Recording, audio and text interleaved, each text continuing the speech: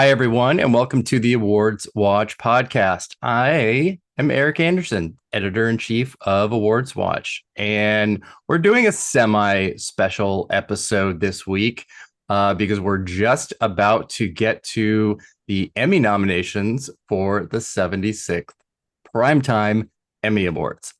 And if you're thinking, didn't we just have the Emmy Awards? You're right, because we did. We had the Emmy Awards that were supposed to be last year in September, in January. And of course, we know that is because of the dual writer and actor strikes in Hollywood last year. So those got picked up from September and dropped in January, right in the middle of film awards and all kinds of everything else. So it's been a funny, weird kind of year as a result. And of course, I would not be able to do this without AwardsWatch TV editor Tyler Doster, who is here with me right now. Hello, Tyler. Hey Eric, I'm so excited to talk about the Emmys.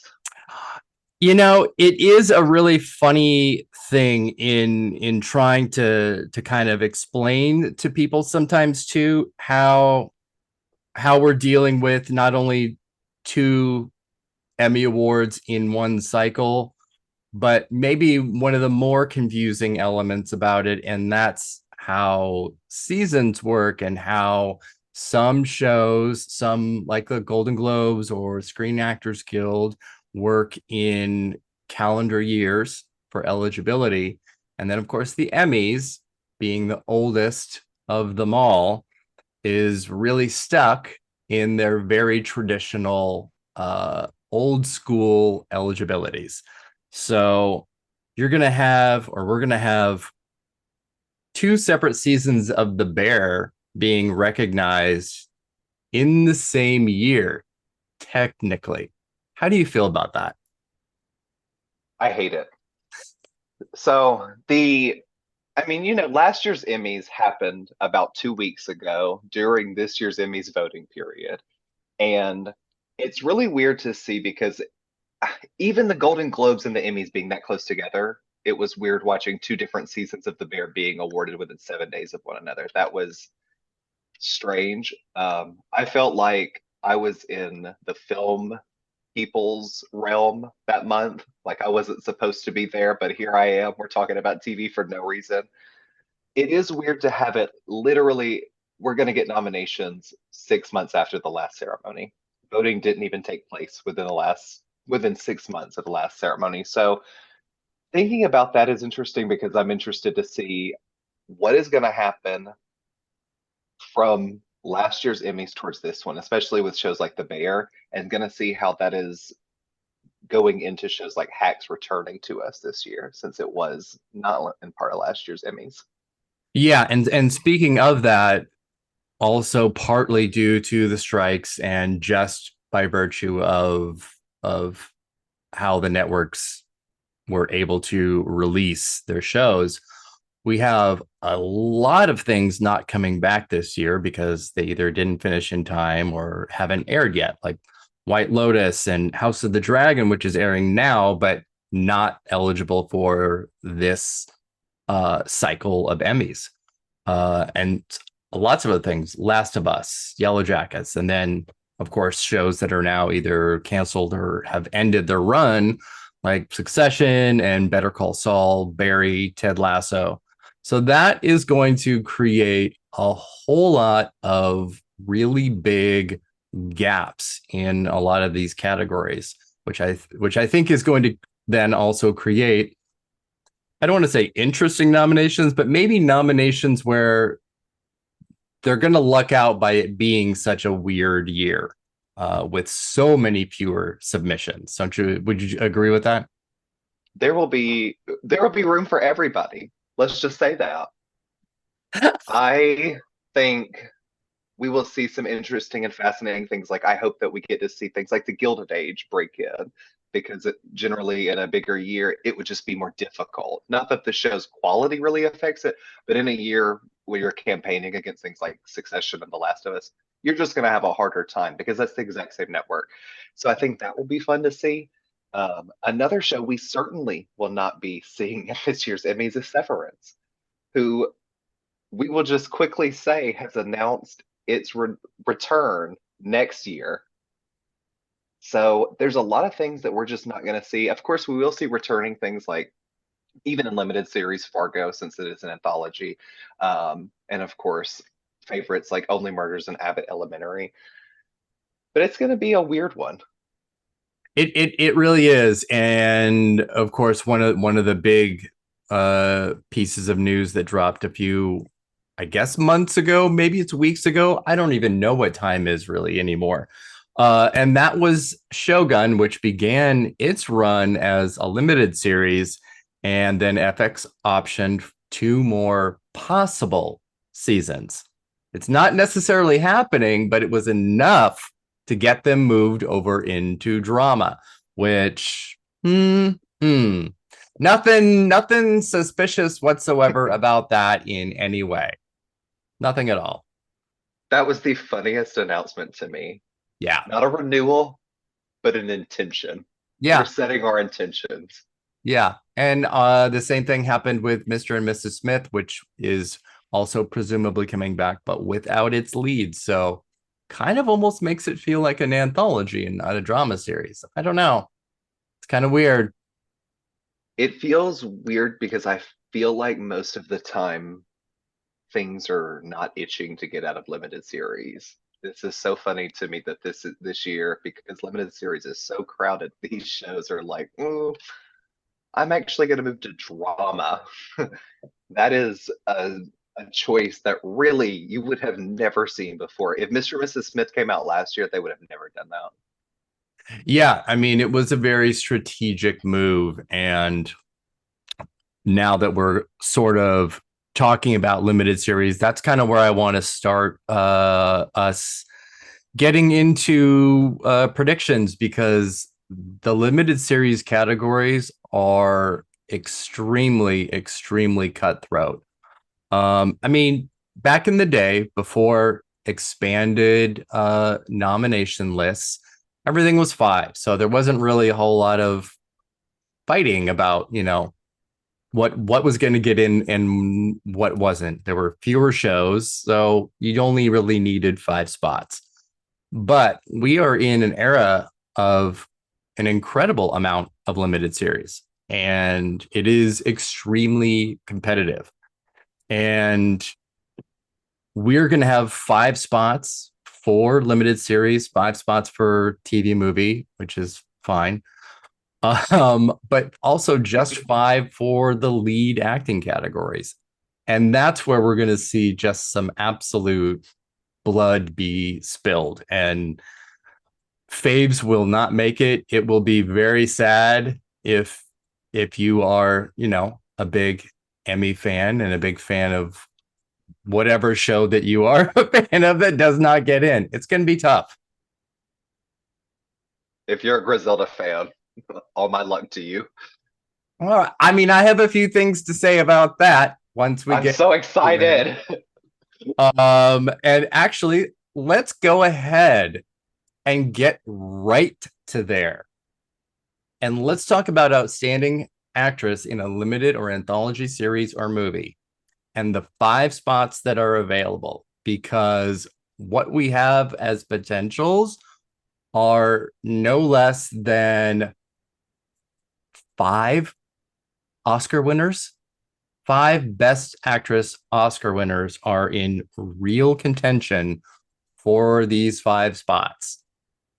But how many are actually going to make it in? And just to be clear, who we're talking about here is Jodie Foster in True Detective, Brie Larson in Lessons in Chemistry, Nicole Kidman in Expats, Julianne Moore in Mary and George, and Kate Winslet in The Regime.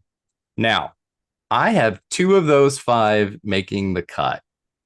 What do you have? I won't say who yet. I have three. You have three. All right. I think I know the three you have.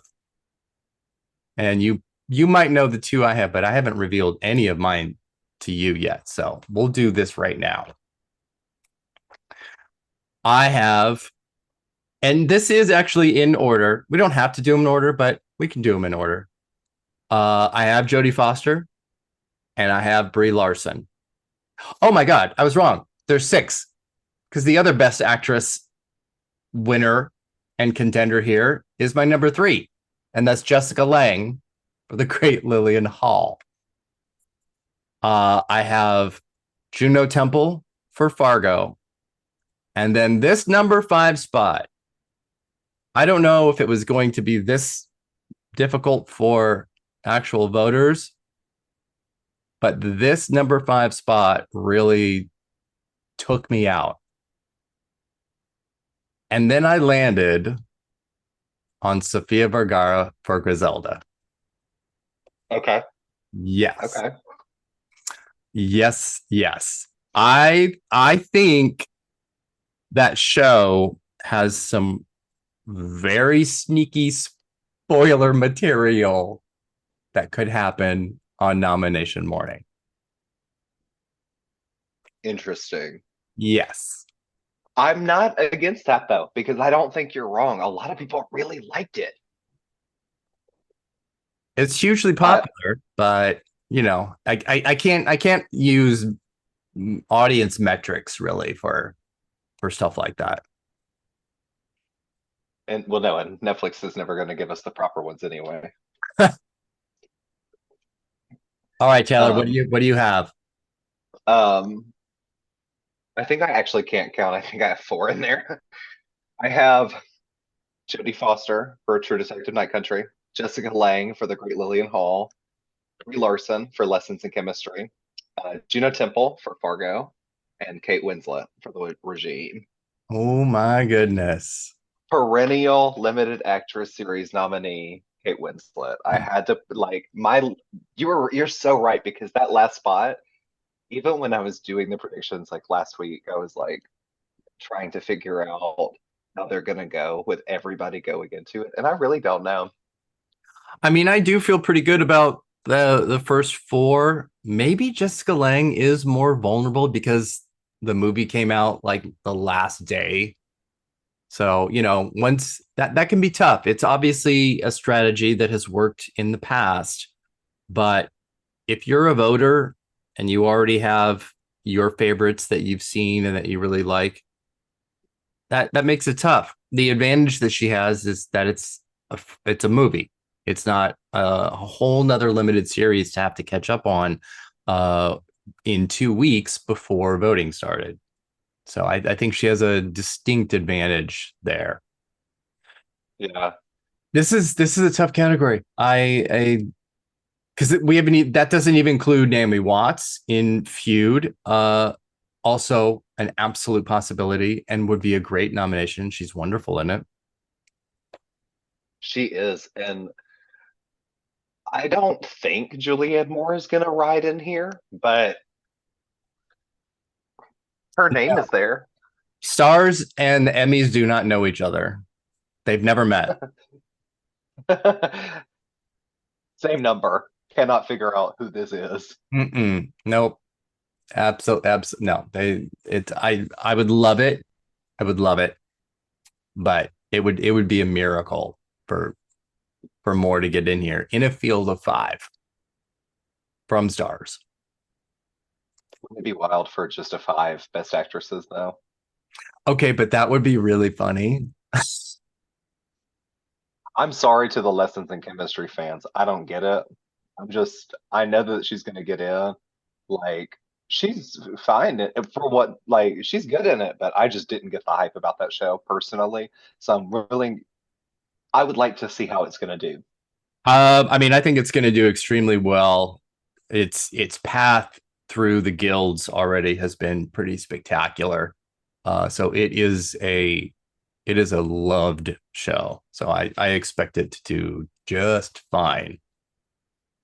Let's pop over to the lead actor category for limited anthology or TV movie, and I will let you go first. I'm thrilled to talk about men as always. Um, No, no, there are actually some really great, fantastic performances this year. There always are. It's just a little less thrilling to talk about than the women. I do have five that I have the first four I'm pretty solid about. Once again, the fifth slot, whoever wants it can have it. Um, I I'm starting off with Richard Gabb for Baby Reindeer. I do not see a world where he does not make this. Andrew Scott for Ripley, John Hamm for Fargo, Matt Bomer for Fellow Travelers. And then based off of perhaps what can happen with the Great Lillian Hall, I am throwing Pierce Brosnan into the ring against everyone else because I just don't see Michael Douglas making it in Franklin. That Pierce Brosnan pick is a choice. I mean, it's a choice that you made and that you have to live with. I'm not sure. I'm not sure about it. If that happens, all credit will go to you. I will be waiting on nomination morning for no other category than Outstanding Actor in a Limited or Anthology Series. Okay. I actually really like this category. I don't like that there's only 5 spots. Because I think I also feel pretty good about 4, and it's the 5th that is very, very iffy. I think it could go a lot of ways. I also have Richard Gadd, Andrew Scott, John Hamm, and Matt Bomer. What is fascinating about this category this year, and certainly with those 4, is that you have gay characters are absolutely taking over this category, as well as gay or bisexual actors playing them. It's really such a different world, and it's a world I'm very happy to be in. I love it. And I feel really good about those 4. Now, getting to 5 and looking at the potentials and the possibilities, Michael Douglas, definitely, like you said, it's actually a really good show, and he's very good in it. David Oyelowo, Lawman Bass Reeves, Paramount is trying so hard, and they're trying very hard. He's gotten a few like little things here and there.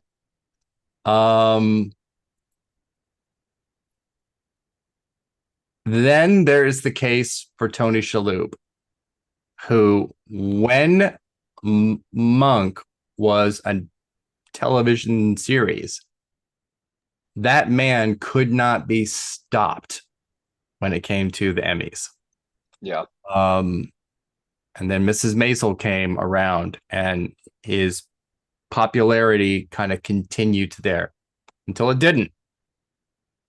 So I feel he's vulnerable in a way that he certainly would not have been 10 years ago.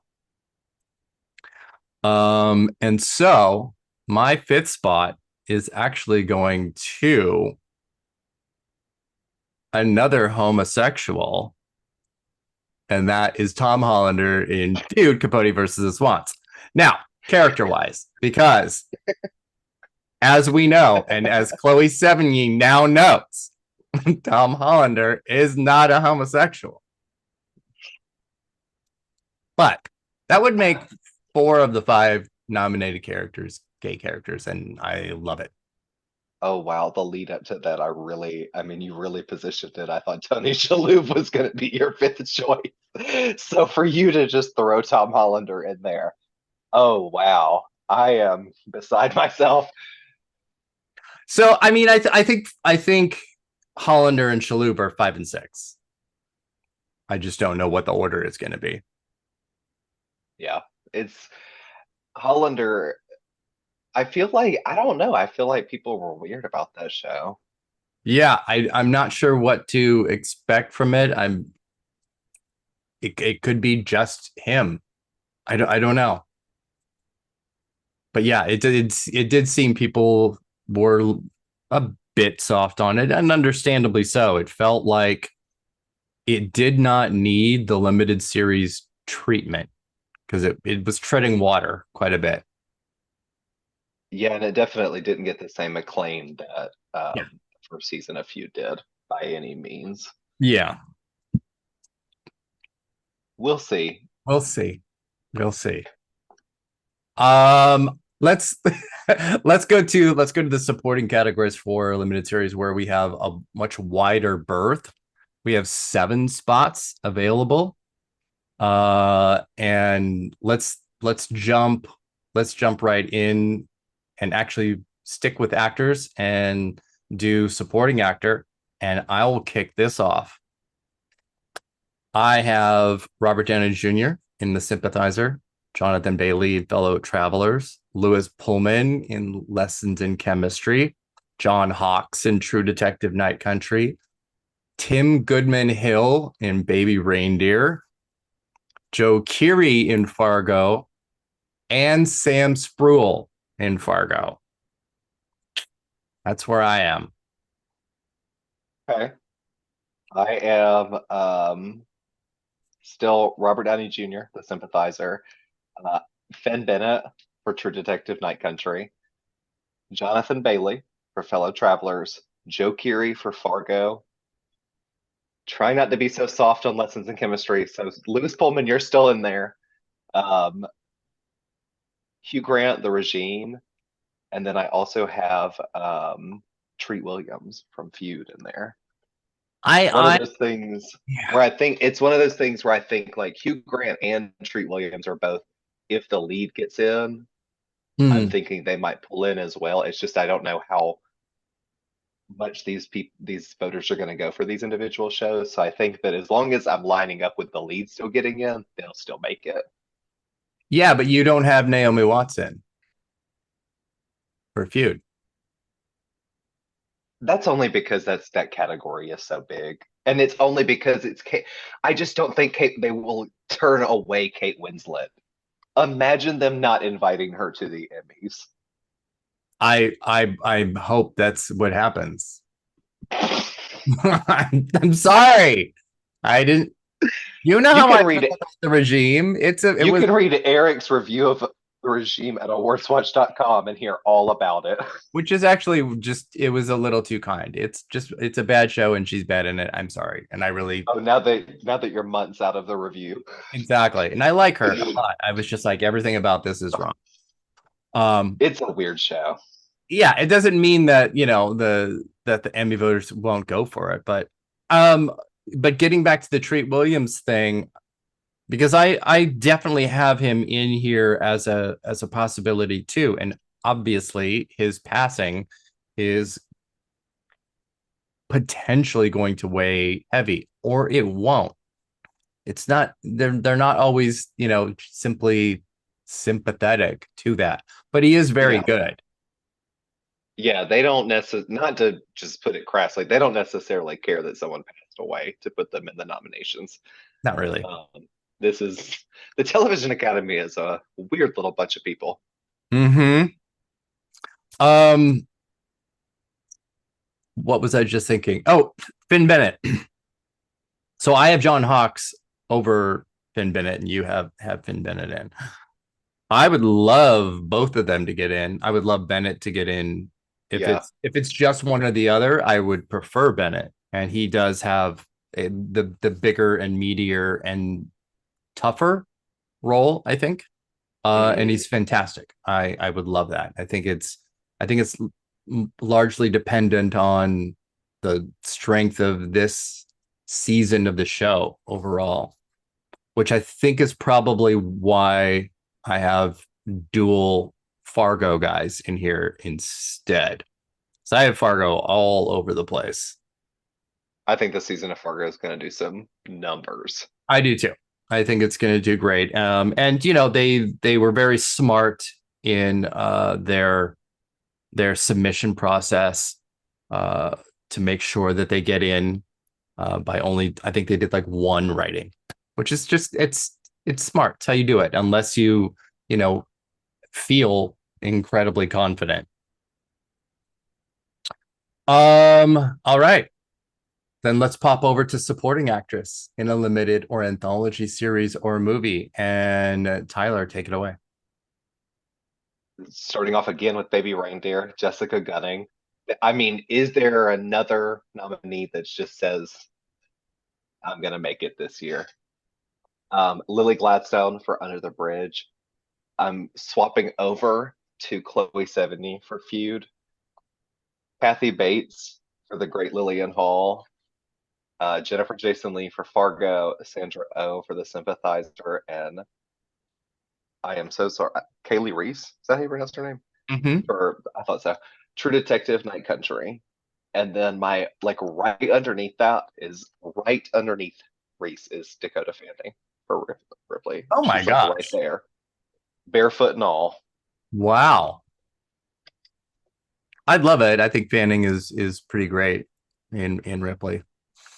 I love this category. It is going to be a largely really good collection of actresses, but I feel sorry for anyone who is not Jessica Gunning because they will be happy to be nominated. She is such a winner, like winner in this category. It is done. I don't see a scenario in which she does not win this. It was over the weekend after Netflix dropped this show. And it was kind of cool because it was one of those rarities for Netflix where they did nothing for it because it had no stars and they didn't have a way to promote it in a traditional flooding the airways and billboards Netflix kind of way. So it was a total discovery by viewers. And that is a rarity. And she is the breakout. So it's I love this for her. But everyone who is not Jessica Gunning, the 6 that I have, rest of the category. Welcome, ladies. Are Lily Gladstone, Under the Bridge. Both her and Riley Keough are in supporting, co-leads, co-supporting. Sure, either way, whatever you want to do. Aja Naomi King, Lessons in Chemistry. Diane Lane, Feud, Capote versus the Swans. Jennifer Jason Leigh, Fargo. Sandra Oh, The Sympathizer, and Kelly Reese, True Detective, Night Country. So lots of similarities. I think we have two or three differences. Yeah. Look at us having differences for once. I love that for us. I do too. Diane Lane is so good in Feud. Honestly, every woman in Feud could be nominated and it would be totally fine. Just another convention at the Emmys. I would be mostly really okay with if they just sort of flooded this, but I mean I think Lane is the supporting standout. As much as I love Chloe Sevigny, I think she's great. But I think it would go to Lane. Maybe Lane will get it and Chloe Sevigny can get an honorable mention for her appearance in the 360 video by Charlie XCX. I would be fine if that's the reason that she got in. I would be okay with that. Just get her there. Yes. All right. We are going to pop now up to, we'll do television movie real fast and then do limited series. I mean, why not? We're here. It's for fun. And just as a point of reference, thinking of last year's nominees in this category, we had Dolly Parton's Mountain Magic Christmas, Fire Island, Hocus Pocus 2, Prey, which did extremely well here last year, and Weird the Al Yankovic Story, which won. It's called diversity. This is an interesting category now, too, at the Emmys, because since we have all of these studios that also own networks, streaming and cable and everything in between. Uh, COVID and releases since then have seen so many things get yanked from a potential or planned theatrical release and get thrown into streaming and then become Emmy eligible. Um, I don't think we really have that this year. We have one, which I think really should have been a theatrical release and probably would have done extremely well. But yeah, we're seeing a lot of that. But I'm just going to throw mine out. I have The Great Lillian Hall, Mr. Monk's Last Case, a Monk movie, The Kane Mutiny Court Martial, Scoop, and Red, White, and Royal Blue. And I assume the one you think should have been in theaters was Mr. Monk's Last Case. Obviously. 4,000 screens, going up against, I don't know, whatever, something in June. I have the exact same 5. Yeah, which means something's wrong, something's up, Yeah. because you don't get Unfrosted is about to jump into this category without us seeing it. I need you to absolutely shut your mouth about that. I'm not hearing it. I will not entertain the Pop-Tart movie. It's not going to happen. But in looking at those funky movies from last year, there's certainly potential for something that makes sense as a nominee here, like Kane Mutiny Court Martial, the last film from William Friedkin, for something like Quiz Lady or No One Will Save You, to be like, oh, wait a minute. Okay. This is a weird category. There's potential here for strange things. This category never fails to stress me out, only because it feels like sometimes, I'm just going to be frank with everyone, sometimes I haven't heard of these movies before April or May, and then they're just thrown upon me. Now, of course, Red, White, Royal Blue, I obviously knew about. So if any stands are listening, please do not get my mentions. I knew about that. Well, and that's the one for But me that could have had a really good theatrical run, but oh, easily. it came out in the middle of the strike, so it would not have been able to anyway. It would have had to get pushed to this year. So it's where it is, and it should be able to be very comfortable here. It would be a little crazy to me. They're doing a sequel, right? It would be crazy to me if they didn't put that in theaters. I think that's totally possible, Yeah, and it would be really smart. they'd make a lot of money. All right. Outstanding limited series. There are only 5 nominees here because we only had 49 submissions total. And for anyone listening, and I should have said this at the top, the number of nominations that we get are submission based now. So it is a sliding scale. And with 49 submissions in limited series, that nets us 5 possibilities. So yeah, this is maybe even more cutthroat than Actress. This is some scurry shit. I just Look, I'm gonna have a heart attack. Hearts are going to be broken. Hearts are going to be broken because I'm looking at the also rans that I have not making it in. Don't make any sense to not make it in. It's going to be a lot of disappointment. There is going to be, and I will start off with potential disappointments right now with my list. I have Baby Reindeer, Fargo, Lessons in Chemistry, Ripley, and True Detective Night Country. That's the exact same 5 I have. Okay, that's not good. That's not good because we live in a world where fellow travelers should be able to do pretty well here, but could absolutely miss out on the top category. We live in a scarier world where Griselda is the Netflix show that makes it in and not Ripley. And that ends up, with like just 3 or 4 nominations. I would not be able to describe my disappointment. Yeah. If I mean, yes. it's also, I mean, in a typical year, I feel like a Park Chan-wook series would make a little noise. I don't know what happened with that.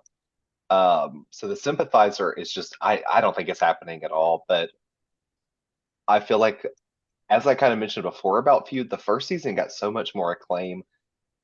I think it's definitely a contender here, but going up against these others, I don't think it's actually going to get in. I personally, I wish Fellow Travelers could replace Lessons in Chemistry and we could just move on about our day. But I think that five, I don't know. I don't see another path to not these five.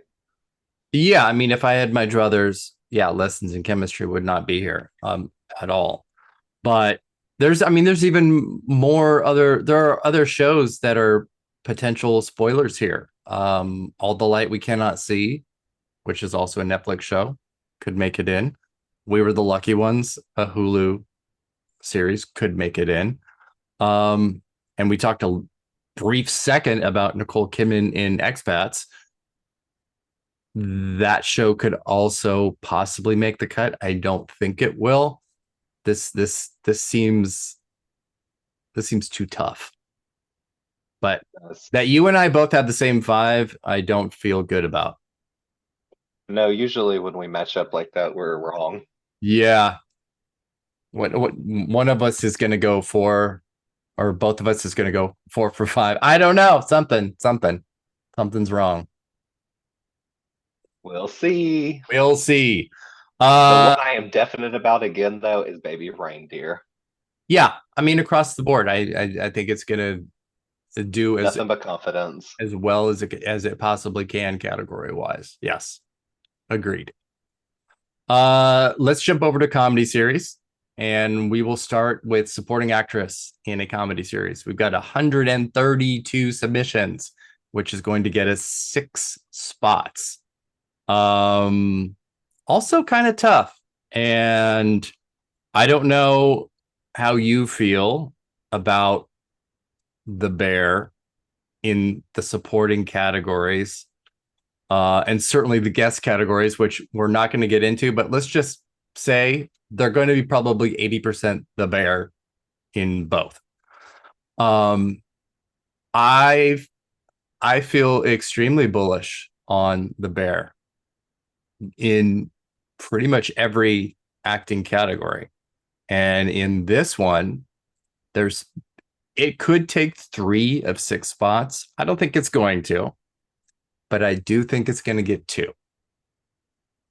And what I have and who I have for supporting actress in a comedy series are Meryl Streep in Only Murders in the Building, Hannah Einbinder in Hacks, Liza Colon-Zayas in The Bear, Cheryl Lee Ralph, Abbott Elementary, who is one of the Emmy nomination announcers next week, Abby Elliott in The Bear, and Janelle James, Abbott Elementary.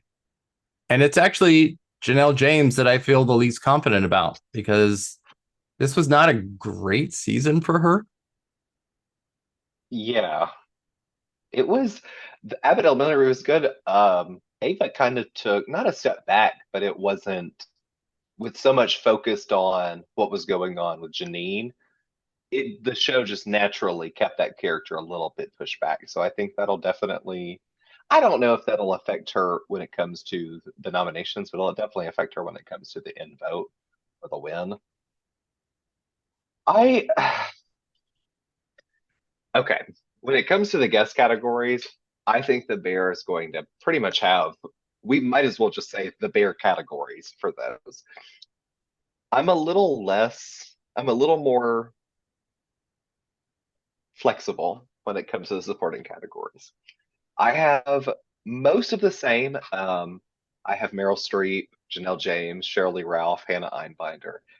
I do have Allison Janney for Palm Royale, who, like Kate Winslet mentioned it Outstanding Lemon series.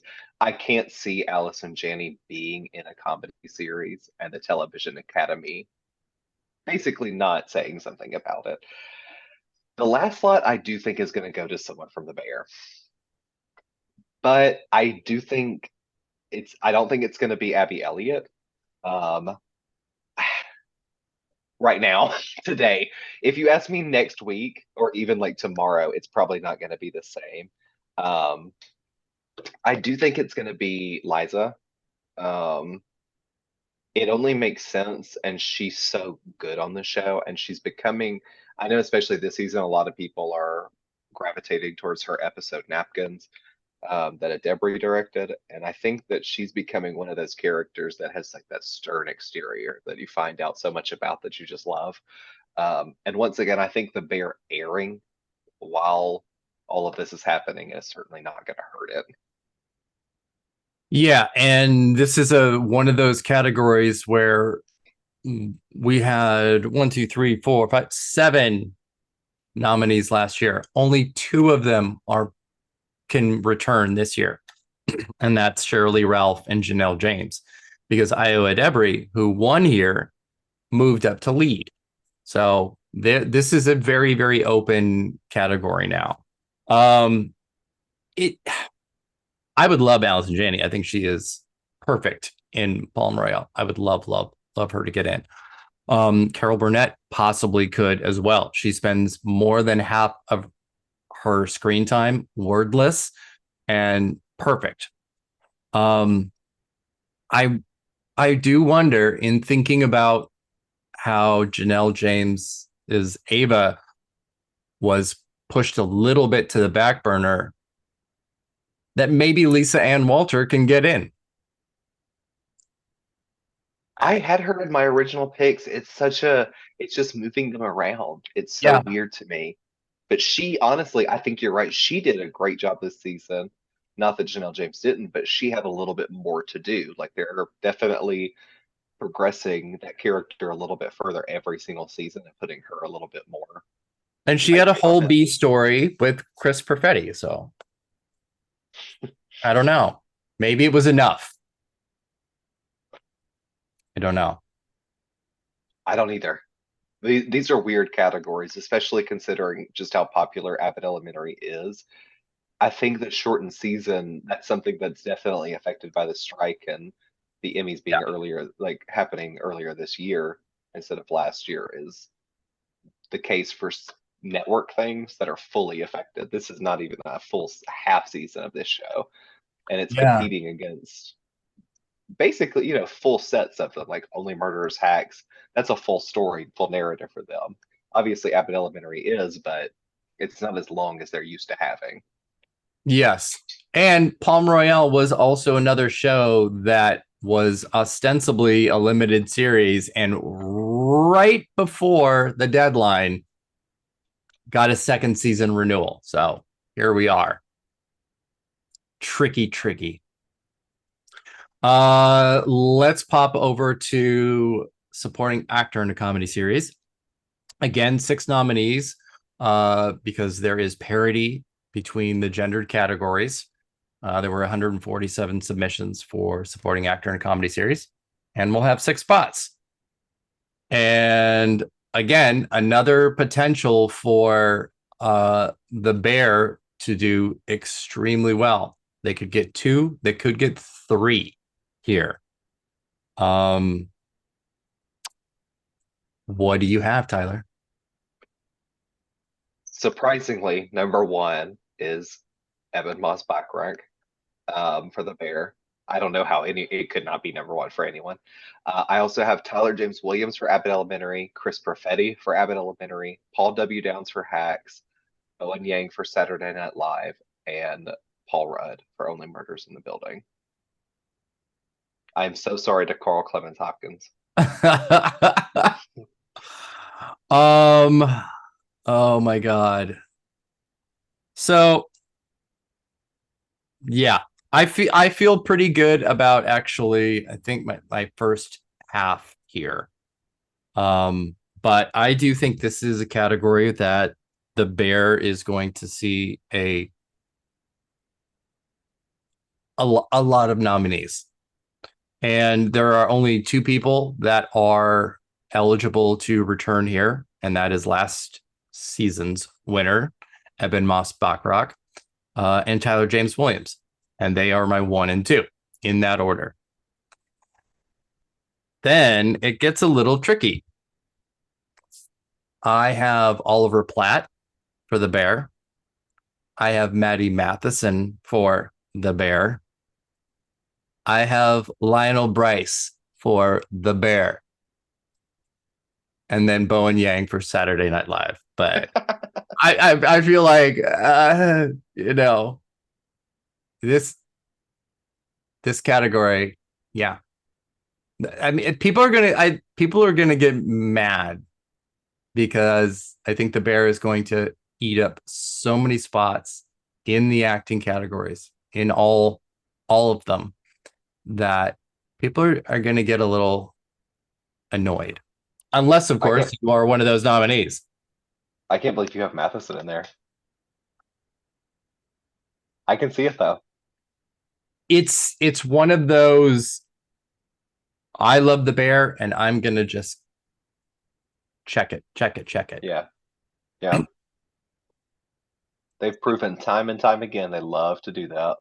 And this is there's a lot of potential outside of this. Definitely Paul Rudd, definitely Carl Clemens Hopkins, who got in before. We just mentioned Chris Perfetti. He has not gotten nominated yet. Maybe he can this year. I don't know. It seems tough. And Richard Lewis, who also died during this period. Curb Your Enthusiasm potentially could get in. And we haven't even talked about Paul W. Downs, who's deserved to get in for the previous seasons of Hacks and should get in this. But I don't know. Yeah, that's why I included Downs this time because I really think, especially with them kind of pushing him in, Meg Stalter a little bit more to the forefront and making them fully supporting. Yeah. I think they're both so great, but he does bring a certain hilarity to that show. Obviously, he's one of the writers and creators, but him on that show is really great. So I would love to see him nominated finally for it. Oh, I would Since they love do it. so since they do so well at the Emmys, it'd be so nice for him to get in for performance. I want it. I want that to happen. Um, all right. Let's pop over to the leads and let's start with lead actor in a comedy series. We had 55 submissions, so we'll have five spots available. And Tyler, what do you have? Jeremy Allen White for the Bear, uh, Martin Short and Steve Martin, Only Murders in the Building, Ray David for Curb Your Enthusiasm, and I'm gonna switch it up and I'm gonna go with Jarrell Jerome for I'm a Virgo. I would love that. I would love that. I mean, that show is so good. I hope everyone watches it. I I sort of expected it to do a little better critically. I wasn't thinking that SAG and the Globes were really going to go for it, but it didn't make the dent that I expected it to, but Yeah. it deserves. Let's see. We have two eligible returning nominees from last year: Jeremy Allen White, the Bear, who won, and Martin Short, because Steve Martin got snubbed. Probably not happening this year, though. He should pretty easily be able to make it in. So I have Jeremy Allen White, Martin Short, Steve Martin, Larry David for the final season of Curb Your Enthusiasm, and Theo James for The Gentleman. It But feels wrong. It feels wrong not to bring up those pictures of Theo James. Those Uh, are what's going to get him nominated. you know, it would be I don't want to say an untraditional nomination in terms of what quantifies as a comedy series, because obviously we have The Bear in here. The Gentleman is a funny show, but not in the even semi-traditional comedy type of way, in the way that something like Only Murders or Curb or What We Do in the Shadows is. Like, where's Matt Berry's nomination for this show? Please. No one is doing enunciations and weird vocal things like Matt Berry. That man is goddamn hilarious. I would listen to him read just any book he chose, just to I listen to how he'd read it. I love him. I love him. All right. We're going to go to lead actress. We had 58 submissions, 5 nomination slots. Again, parody. I this I You go first. Just the way you said that tells everyone everything they need to know. Mm. Okay, I'm starting with Gene Smart with Hacks, Iowa Debris, the bear, who's moved into this category, Quinta Brunson for Abbott Elementary, and then I start becoming very unsure very quickly. So in this moment, I'm going with Selena Gomez. I'm gonna see this manifested. And I'm also gonna do Maya Rudolph for Loot. I'm very nervous about these last two because I am not sure about them at all. Well, I think it is that top 3 is safe. They're as safe as any potential nominees in any category. There's no way they're not getting in, and honestly, Adebri is going to challenge Smart so hardcore for this win. I agree. It's going to be a really great race. But yeah, 4 and 5. It can go a lot of ways. I can tell you where I want it to go. I want it to go to Renee Elise Goldsberry for Girls 5 Eva, because no one is doing what she's doing. Nobody. Giving one of the funniest performances put to screen in the last decade, Like, I don't even at know. least. I don't even know what episode she would submit, because she is just gold on top of gold. It would not matter. Yeah. She could blindly throw a dart. It's wild to me though that the show now on Netflix hasn't been able to kind of find a new larger audience in the way that some shows can do that when they either debut on Netflix or move from one network or streamer to another. So I don't feel like it's going to happen as much as I want it to happen. So my 4 and 5 are going to Kristen Wiig for Palm Royale. An absolutely perfect performance, I think. And Maya Rudolph for Loot. She should have gotten in season 1.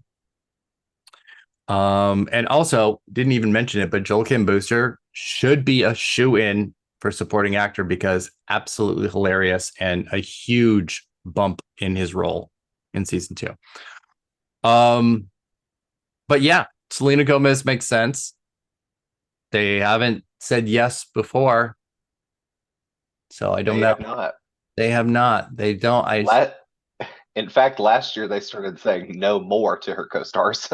Yeah, So maybe yeah. we'll reverse course this year. Well, I mean, the Steve Martin missing. Even though the show does really, really well, but it certainly did speak to a lack of urgency. I mean, they went with Jenna Ortega instead.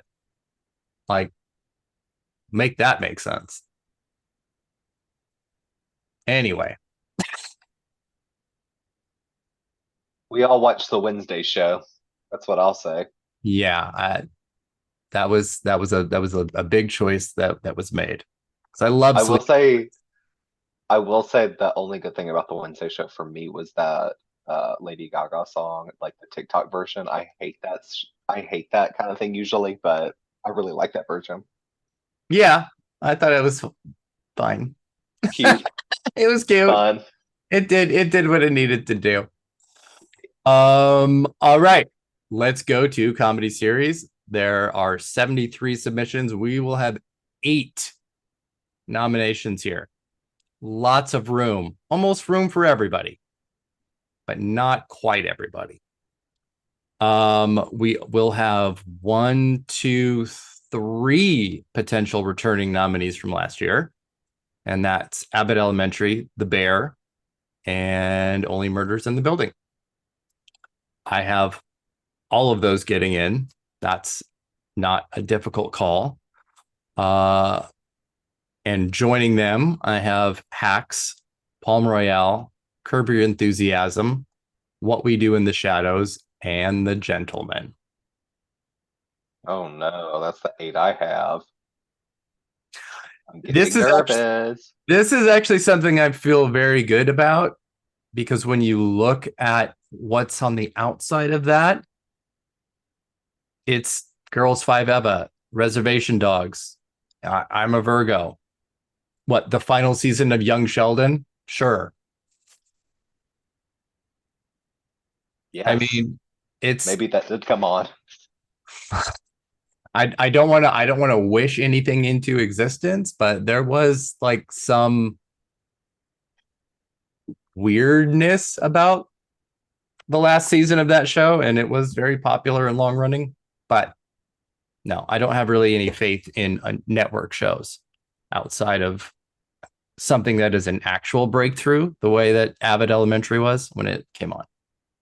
Yeah, it just seems right for these 8 to come on in and set their place as Yeah, nominees this year. this does feel pretty straightforward. Although, for argument's sake, if there were only 5 spots, I would probably sub out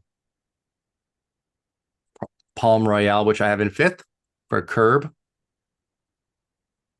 Probably. I don't know. Just for argument's sake. Just to go there. Just to go there. All right. It's time for some drama.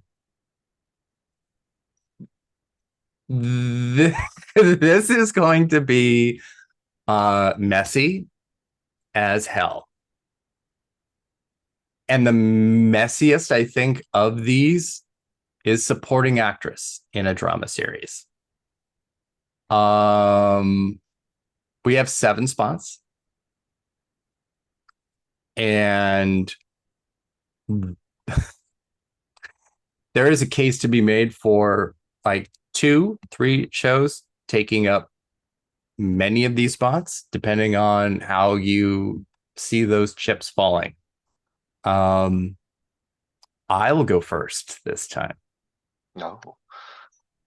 I have Elizabeth Debicki for The Crown, Christine Baranski for The Gilded Age, Leslie Manville for The Crown,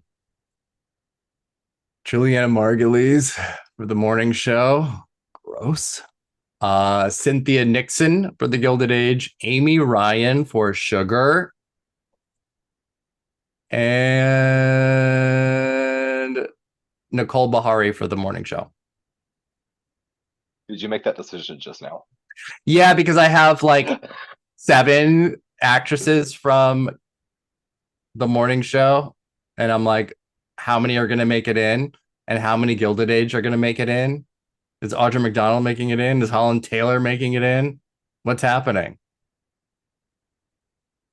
Have the same first 6, and then I just instead of Nicole Bahari, I have Greta Lee for the morning show. Oh, I take back what I said. I take it back. My seventh spot, and she's probably actually not seventh, is Moeka Hoshi from Shogun. Mm. There, that makes more sense. And that is also a show that I think is going to go bananas. It would be so shocking if Shogun didn't just hit the ground with a ton of nominations. Yeah. I mean, I think it will clean up in directing and writing the way that, like, you know, Succession getting 4 nominations. I think it's going to do like comically well. Oh yeah. I mean, those kind of categories are built for series like Shogun to come in and just, it's really no one else's category at that point with them in there. Yes. I realized I had not finished my list. I was reading them up. I'm like, oh, wait a minute. No, she's making it in. All right. Who do you have, Tyler? I have the same 6 except for Nicole Bahari, and then I have Right. You said Morning Dwight. Show. Yes. That's right.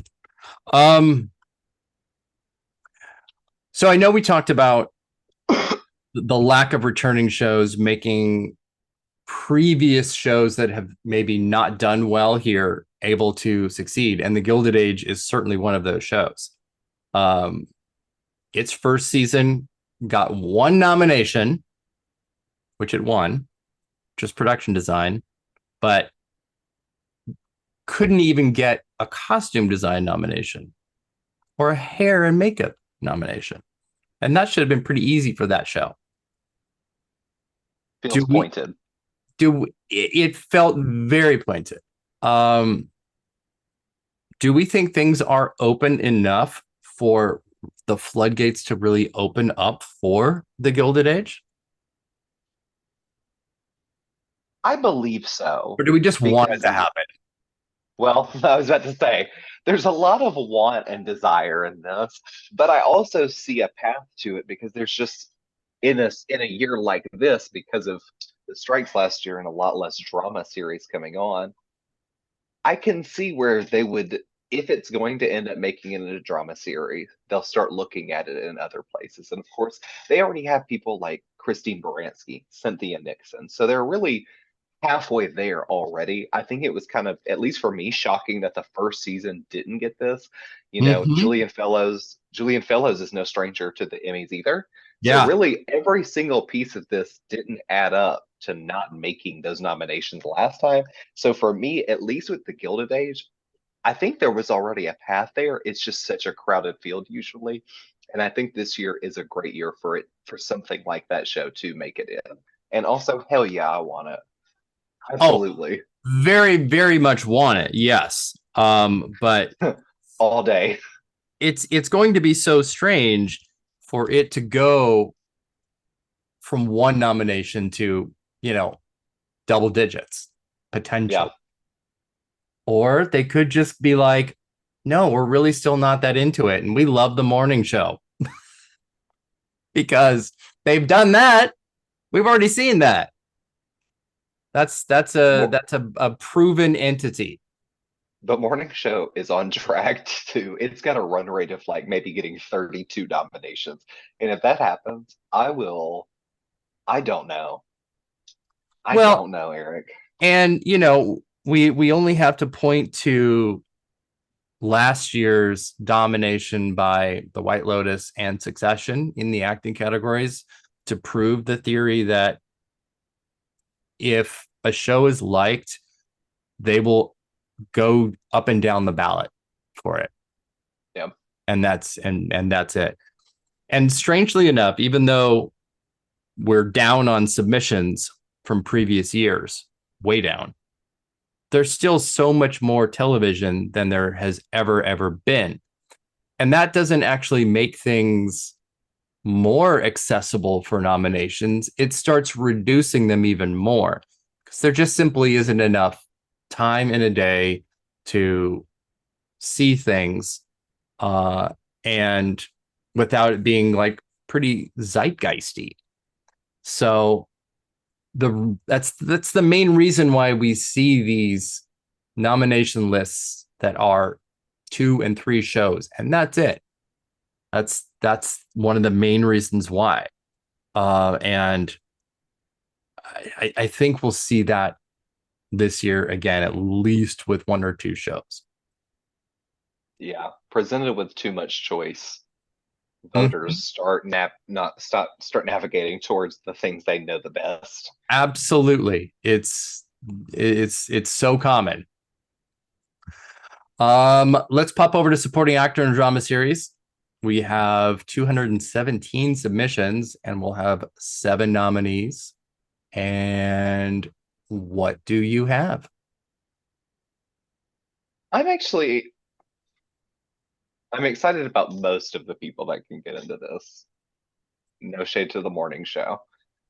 I assume Billy Crudup and Mark Duplass will both be here. Jonathan Pryce for the crown. I think that Khalid Abdallah is going to be here for the crown. Uh, then my 2 favorite men, Takahiro Hira and Tadanobu Asano from Shogun. And then I'm gonna keep Nathan Lane in there as well for the Gilded Age, and I'm gonna kick Kihoi Kwan out. Now listen, I have 6 of the same 7 that you do. And as much as I love Nathan Lane's foghorn leghorn routine in the Gilded Age, I do not want to see it nominated here. It, I love him, but absolutely not. It cannot happen. It cannot happen. But I won't hate it if it does. And actually, I do have Kiwi Kwan here. I have him. I have him in. He has a pretty substantial role, and I think people are going to see obviously similarities to Everything Everywhere, and just him as an actor. It feels like this is a Kiwi Kwan role. Yeah, But he is very good. Yeah. So I still have him here. that makes sense to me though. He is really good at that show, and he's just got this kind of magnetic presence where I'm just so entranced by seeing him. He just seems so charming, Yeah. and he is really good. Hmm. Mm-mm. All right. Do you want to do lead actress or lead actor? Where do you want to go? Let's go to the men. Let's go to the men's. All right. Um, there will be 6 nomination slots, and Tyler, you get to go first. Oh, thank you so much. I'm gonna start with I think 2 lead actors from Shogun will be here. I think Cosmo Jarvis and Hiroyuka Sanada will both make it. Um, I'm also gonna go with Walton Goggins for Fallout, Donald Glover for Mr. and Mrs. Smith, Dominic West for The Crown, and Colin Farrell for Sugar. The Colin Farrell that was in the first 8 episodes, not whatever happened after that. I'm telling you. You know, this is actually strangely a category that feels pretty. I think I have the same 6. Yeah, Sonata, Goggins, Jarvis, Glover, West, Farrell. I That feels right. Well, 0 returning nominees from last year, so everybody will be brand new. I think the big spoiler is Morgan Spector in the Gilded Age. I agree. He has a good, really good B story. Um, but again, it all depends on how they feel about the show. If they feel like we didn't care enough about it the first time, who cares the second time? But he's more likely than I think a lot of the other actors on the show because it is completely open. It will be all brand new. No return Yeah. nominees. Yeah, that definitely clears a little bit of a path for him, especially if the rest of the show is doing really well. Yeah. So I have Colin Farrell in sixth. I would have Morgan Spector in seventh. Like 6.5. Yeah. Yeah. I think for me, it's Colin Farrell. I mean, no shade to Colin Farrell. I think it's his name that's gonna, for me, keeping that edge right as of right now. And that brings up such a weird thing with somebody like Gary Oldman in Slow Horses. Hmm. That show has never made a dent in any way. Um, and kind of strangely, because it feels Gary Oldman's character in this is such a classic Emmy character that it's crazy that they have not gone for him. It's It's very strange. wild to me. The way that entire show operates is so strange to me. They haven't embraced it. Yeah. Once again, it feels pointed. Like there are certain things the Television Academy does that I'm like, are you guys okay? Did this show make you guys mad? Why are you guys ignoring it? It's strange. It does seem like a show that should have caught on by now because we didn't even mention Kristen Scott Thomas in supporting actress. She should be a factor as well in previous seasons. It's so strange. But again, being how open this year is, it does make many things possible that were not before. Yeah. So I can see Gary Oldman coming in here and spoiling not anyone, but certainly Colin Farrell. Yeah, Colin Farrell has the biggest chance of losing his spot. Yeah. Okay, enough about men. Let's talk about women. Oh, thank God. This is mostly a pretty cool category, but there's some strange things that could happen. Some strange things. And I will go first. We've got 67 submissions, 6 nomination slots. And let me look really quick for returning people. We have no returning contenders. So again, anything is actually possible. And in the no returning contenders, there are returning shows, to be sure. But that's not the same thing. All right. I have Anna Sawai for Shogun, Emma Stone for The Curse, Jennifer Aniston for The Morning Show, Imelda Staunton for The Crown, Maya Erskine for Mr. and Mrs. Smith, and Carrie Coon for The Gilded Age. Same 6. Is it weird? It kind of It doesn't feel easy. It just feels like a puzzle where those are the 6 pieces to me. yeah. Because, like you said, going into the category, it's a cool category for the most part. Where, I mean, Anna Sawai, Maya Erskine, like Carrie Coon, like those are really interesting shows and performances. And now, no shade to Jennifer Aniston, but the morning show is just here to stay, apparently. No, all shade to it. And, It's a terrible show. and then Emma Stone, like The Curse is a very strange show. It was really weird. I didn't love how it ended, but I actually did love what she did in the show. But yeah, this 6 just feels, I don't see another 6. I don't see anyone really being the weakest link here either. Yeah, and that's the thing, because when we look outside of this six, I mean, yes, there's Reese Witherspoon, but if you tell me that those voters are going to be, yes, Reese going to space and Reese going to January 6th is valid, mm-mm, I will march right up to the Television Academy the day of nominations and force a recount. I think they should do that. And I think it actually, if she's not nominated, the morning show should double down and put her into crazier situations every season until she returns to Emmy glory, I guess. Oh, they're going to. I mean, at least Juliana Margulies is not returning, but there's no way they're not going to put Bradley Jackson Cooper, whatever her name is, into some crazy ass shit.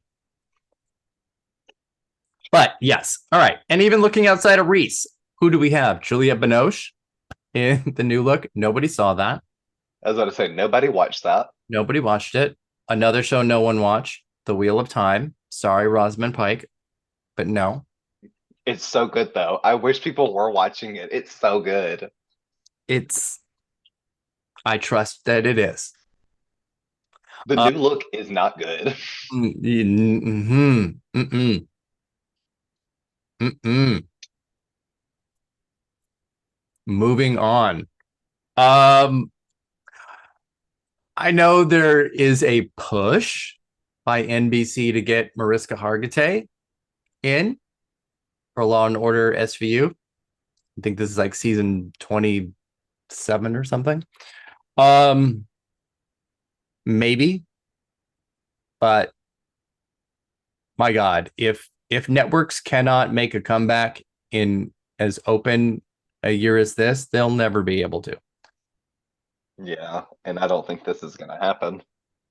Yeah. So And then the only other potential spoiler here, and I think the only real spoiler here, is Ella Purnell for Fallout, because that's a show that is going to be able to do well in lots of other categories, and she yeah, is the co-lead.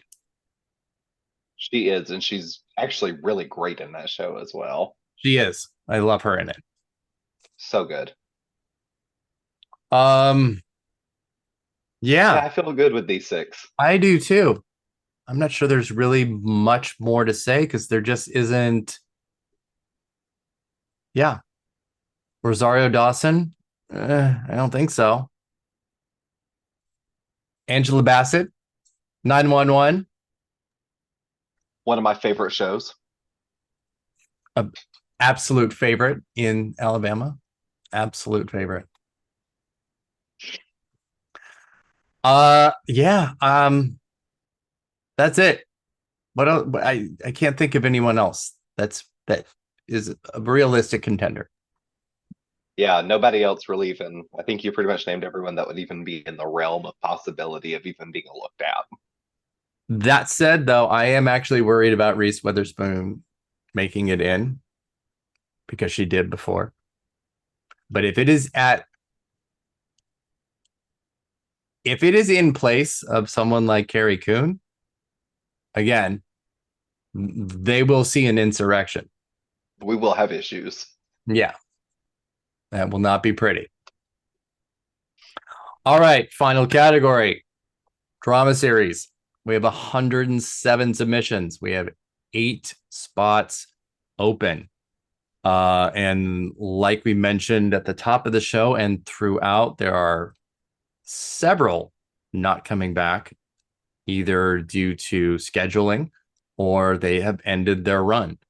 The only thing eligible coming back from last year is The Crown.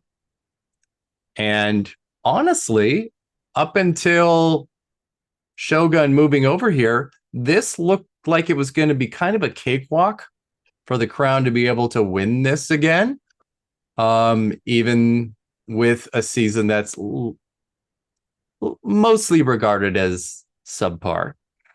But boy, did that change. Shogun Yeah. really has turned everybody's chances upside down just by that little move from limited to drama series. Oh, FX pissed in their cereal bowls that morning. They I know really, they were upset. I'm sure everybody was. There was some I'm scrambling going on at Netflix that day. trying to figure out what to do. Because, Yeah. like you said, I really do believe, and I think they're right to believe that before Shogun entered the race with them, it was probably easiest for them to take this one home. Yeah. Very, very much. So Tyler, I will let you take charge. And what do you have? I have Shogun, The Crown, The Gilded Age, Fallout, Mr. and Mrs. Smith, Three Body Problem, Loki, and The Morning Show. Oh my goodness. Okay.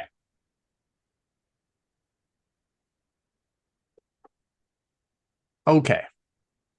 Here's what I feel good about. Shogun, The Crown, Mr. and Mrs. Smith, The Morning Show, Fallout, and The Gilded Age.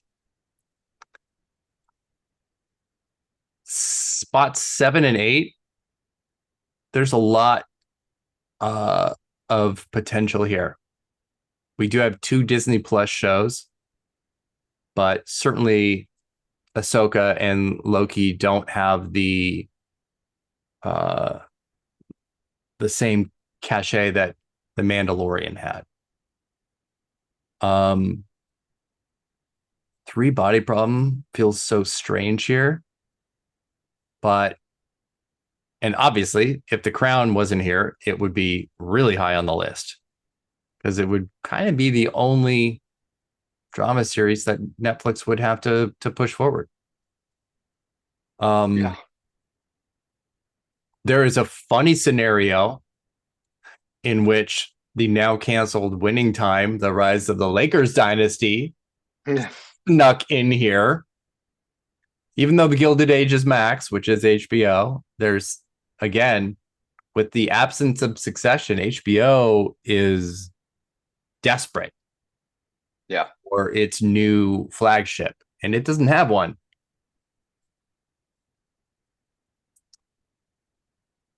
I am going to probably go, well, not probably because I have to say it, with The Curse and Three Body Problem to round out this 8. But goodness, it's such a wonky 8. It is. There's not a, it doesn't feel as a conducive set as the lead actresses. Yeah. And there is that weird slow horses thing again, though, too, where Yeah. maybe it's being undervalued or underestimated because this is a season of opportunity. I would say it's probably ahead of, like Loki and Ahsoka.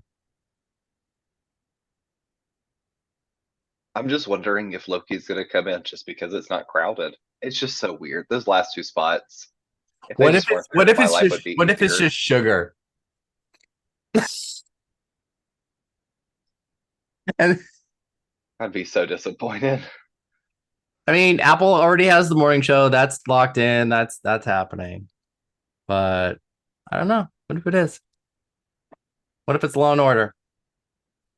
And we just look like fools. It's Avatar: The Last Airbender, it's and gonna we be didn't call it. it's gonna be Elsbeth across the board.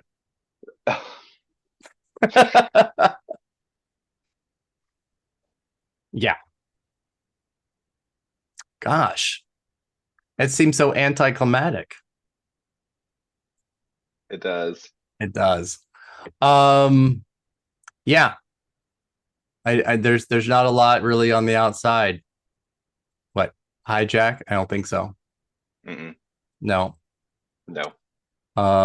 Yeah. that looks like it's it for drama series. There's I think so. not a lot of options here. We'll see a different story next year, I think. Well, do you have any final thoughts or shows that you really want and hope get all the nominations? Girls Five Eva. Uh, Girls Five Eva is possibly one of the most important shows on today. I also am pretty obsessed with Mr. and Mrs. Smith, so I'm rooting for that. Pretty hard, pretty hard. I love everyone that guest starred on that show. I love everyone involved with that show. So Yeah, I mean, I will echo Girls Five Eva. I think it should get 85 nominations and break the all-time record.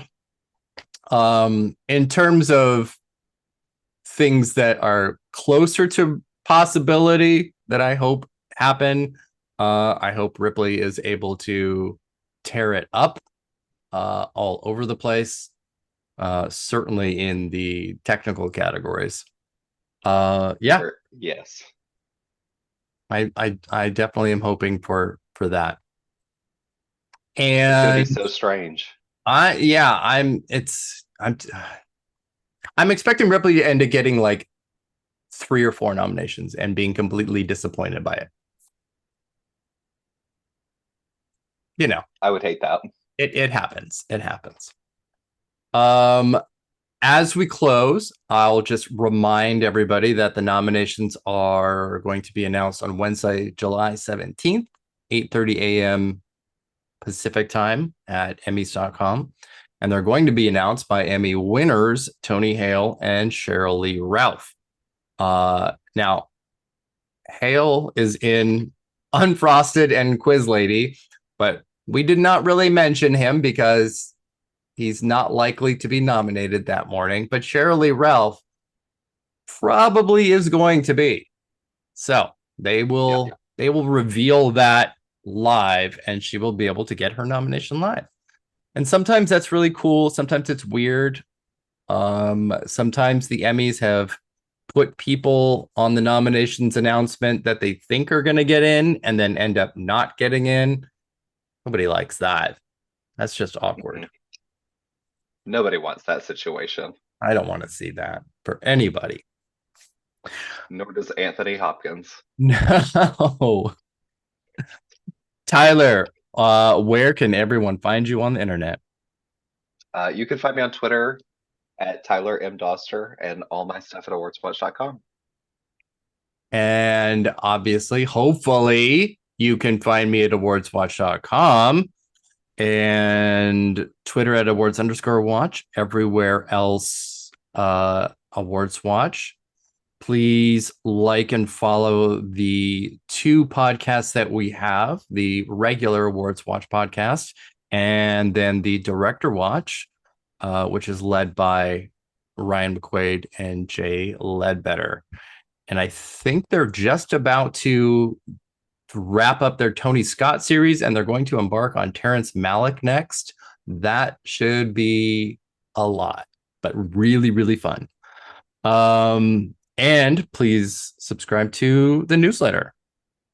And I think that is it for the Emmys. I wish and hope for the best for everyone that we like. Correct. Thanks, everybody, for listening. Bye-bye.